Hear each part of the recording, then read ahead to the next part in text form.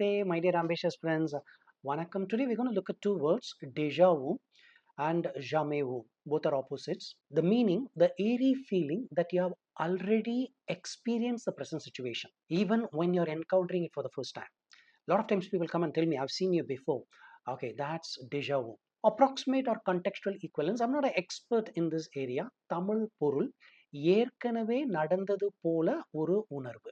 வாக்கியம் அந்த இடத்துக்கு நான் முதன்முறையாக போனாலும் அந்த இடத்தை ஏற்கனவே பார்த்தது போல ஒரு deja vu. This happens to us most of the time when we see new places or new people. We feel that we have already seen them.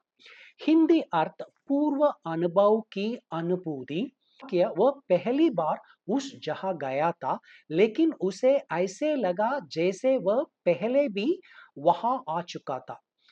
ए एक डेजावू है. Next word we are going to look at is jamais vu, the unsettling experience of being in a familiar situation but you're feeling it's completely unfamiliar. You look at your mother and wonder who this person is. This is opposite of deja vu. Let's look into the contextual equivalent.